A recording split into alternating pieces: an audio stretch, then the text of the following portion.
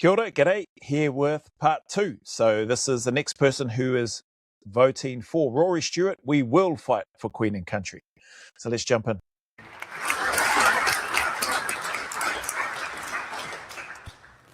Well, thank you all very, very much indeed for having me. I thought that was a very, very powerful speech. It was a very moving speech. And it's a speech for which everybody in this room should have a lot of respect. Unfortunately, it was not a speech which was addressing the motion. It was a speech directed towards a proposition which nobody on our side could possibly support. An idea that you might, in pursuit of some illusion, or to take the words of the honourable member, some selfish or pernicious reason, fight always for country and for Queen, regardless of the justice of the cause. That would, of course, be an absurdity. It was an absurdity when this debate was first held in 1933. It's an absurdity when this debate is held again in 2013. Because the point is, as indeed the honourable member himself conceded, there are, of course, cases where it is justifiable to fight on behalf of your Queen and country, provided the motivation is just and the conduct of your country in that war is itself just. And the audience and the voters in 1933 knew what the debate was about in a way that the honourable member doesn't seem to understand. The people who voted in that debate in 1933 were predominantly attracted by an idea of international communism and of international pacifism. They had a very, very strong objection to any idea of nationhood, monarchy, or state, which was why, in 1933, it was profoundly shocking. But in case there's any doubt in this audience, let us begin by conceding the major part of the honourable member's point. War is, in many circumstances, we might almost say in most circumstances, a thing of the utmost danger and horror. War carries within it the most terrible momentum. War is predicated on extraordinary, perverse psychological mechanisms. We've seen this in Iraq. We've seen this in Afghanistan. We've seen this in Vietnam. And what are those mechanisms? Those mechanisms are firstly fear. Deep, deep fear that traps you in these places. Ronald Reagan in 1963 called Vietnam the greatest threat that ever faced humankind in his reach from the swamp to the stars. These incredible exaggerated fears which make us believe that somehow Afghanistan is an existential threat to global security, or some one-eyed man in Algeria somehow poses an existential threat to the future of Europe. Fear, and secondly, guilt drives war. Terrible, irrational guilt, a sense that no soldier can die in vain. Fear and guilt in terms of war drives war. What about corruption and greed? Maybe he's going to talk to those. A sense that we have a moral obligation to a people that has no limit. A guilt that traps politicians, that makes politicians unable ever to admit failure. Because if they were to admit failure, they would somehow be conceding that a soldier had died in vain. And connected to these things, extravagant, sunk cost. In Afghanistan at the moment, $130 billion being spent, 120,000 troops on the ground. And again, the sense that failure is not an option. Something that means 9 times out of 10, when we go to war, we stick our toes in the water and we get sunk up to our neck, which is why the people in 1933 were so sympathetic to the proposition. It was because they had experienced, through their parents, the horror of the First World War. They had seen the horror of that fear, the fear of Germany, that guilt of lost lives, the irresistible momentum of these things drag us into a needless war for no apparent benefit. And yet, unfortunately, It's a very interesting point there, for no apparent benefit.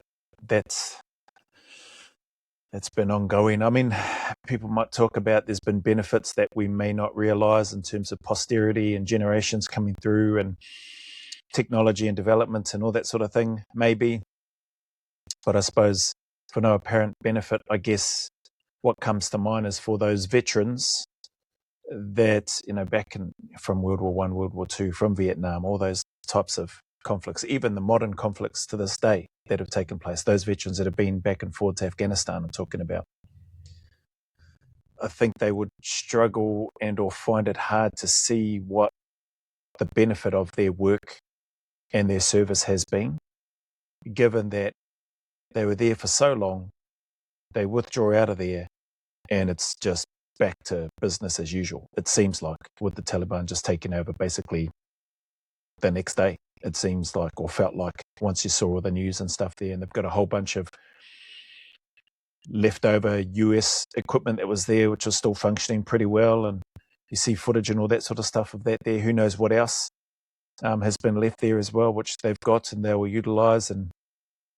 prepare and be better equipped for the next time another invasion potentially happens there, and however long down the track. Hopefully that doesn't happen anytime soon, but who knows with the corruption and greed that happens. So in as much as he's spoken about fear and guilt in terms of, I think he mentioned drivers of war, there's definitely corruption and greed and stuff in there as well. And he's still got time, so maybe he's going to talk about some of the other things. They were wrong, and the proposition is wrong. And we know that. We know that because we know that in 1933, they did not see what was going to happen to them in 6 years' time. And most of the people who voted on that day carried regret for the rest of their lives. Now, this is a very, very difficult thing to explain. We don't know what it is that somehow made the Second World War seem, for almost everybody who served in it, possibly the most worthwhile moment of their lives. Any of you speaking to grandparents, all the people in the audience to parents, will have felt that those 2 or 3 years, which led to this behind us, not that, which led to these members of this society, treasurers and presidents, giving their lives in the Second World War, was something that mattered. I'm not a philosopher, I'm not a psychologist, I can't explain why it is that we feel so strongly that at that moment it made sense to die for Queen and country, or King and country. What I should have mentioned earlier as well, which has just hit me like a ton of bricks right now, is just how well prepared this fella is with his speech. No fluffs of paper, scrap bits of paper sitting there where he's having to constantly turn through them and go through them. He's clearly done his research by the sounds of things and rehearsed this. And you can tell, well, I get a sense of that. I feel like I can tell that he's done those things just sitting here listening to him in comparison to the first person that spoke. And saying that, he hasn't changed my position in terms of fighting for Queen and country. Like, I'm still with the, the proposition?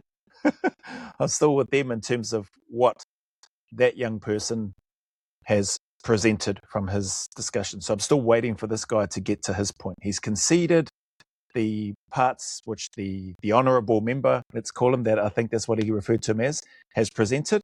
He's conceded those parts, and I'm guessing now he's going to get into what he what he feels as to what the point is in and around why we will fight for Queen and country. But it did.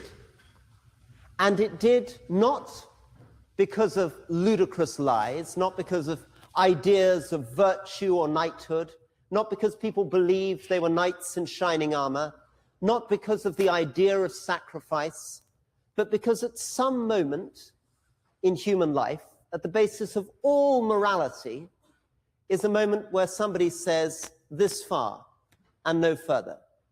When somebody, and in that case, for us, it was Churchill, drew a red line and said, I'm a lion, you are lions, and said, and this is the important point on which I'm going to conclude, said that the reason we were doing this is for our country. A country which, as the proposition has told us, is something invented for borders which were made up, for a mixed ethnic group? Well, I think in that case, when they've had the Germans right on their doorstep in their country, bombing them in their own country, in that sort of context, yeah, you are fighting literally for your country, fighting for your loved ones within that country, probably first and foremost. Like, to me, it still feels like you'd be fighting for those that you love and care about first and foremost. And, dare I say, your country next, and then the Queen as well as part of that, or the monarchy. I don't know. For an abstraction, and nevertheless an abstraction which is a precious sense of community, of value, of political institutions, of freedom, of something which was quite different from what was threatened by Hitler. And we've seen it more recently too. Somewhere between the horrors of Vietnam and the horrors of Bosnia, we saw at that moment, in the movement between 1992 and 1995, the possibility of intervention and war that actually does good.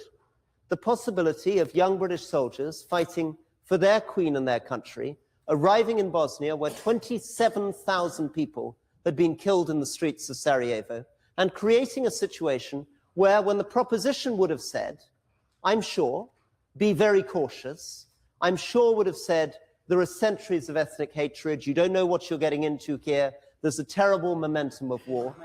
Please. We're not saying that at all. We're saying that is a war for the people of Bosnia, not for king or queen and country. Very different points. Okay, the key point. Very polite, eh? Very civil. What was that, like an objection? And this guy conceded and said, of course, and let him stand up to make his clarification, which he did. And now he's back up. Why, looking at this, why don't the Parliament houses run like this? Why can't they communicate like this? About any of these things is a point of human motivation or human psychology. The reason that Queen and country matters is not that they are a real mathematical fact. They are what makes you get out of bed in the morning, put on your uniform, and fly out to Bosnia. Not, unfortunately for the proposition, for the bigger abstraction of humanity, but for your own regiment, for your own unit, and ultimately for your own community. And the result of that is something that we should honor, because the result of that in Bosnia is a situation where today we've gone from 110,000 soldiers under arms to 5,500, where 100,000 refugees have returned, and where the crime rate now in Bosnia is lower than Sweden. Then, in Bosnia, here, fighting clearly for king and country in the Second World War, there are moments, not always, not irrationally, not with the crazy momentum of Iraq and Afghanistan, where it is right and fitting to die for your country. Thank you. Interesting. Right and fitting to die for your country. Yeah, I guess, up to the individual, I think. I think if you ask living Medal of Gallantry, Star of Gallantry, Conspicuous Gallantry Cross, and Victoria Cross winners, dare I say Medal of Honor winners, recipients who are alive, even those that may not have received an award for valor or courage or anything like that in that setting, but have been involved in a heck of a lot of conflict and fighting. I don't know that, Mark Donaldson running back out to save a local interpreter was doing that, saying to himself, I'm prepared to die for Queen and country to save our local Afghan interpreter.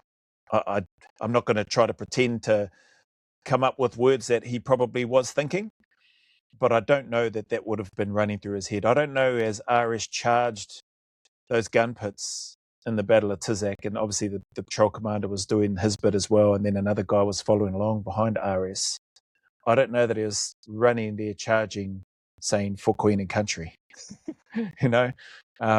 Daniel Kieran,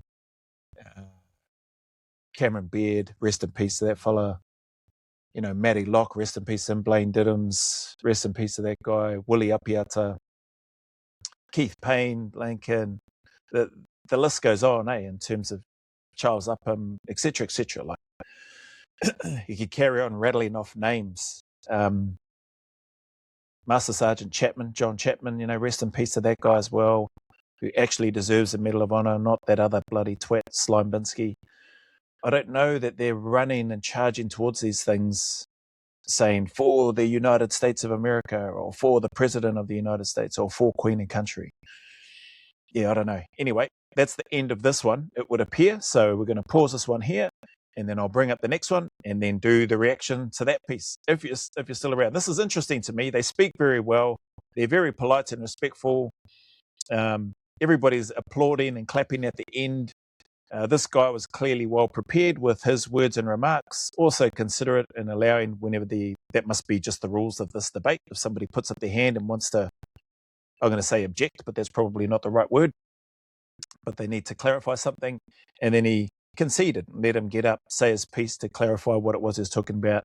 He sat back down and then he got back up and then carried on with his speech. Very civil is what I'll say as I look at this.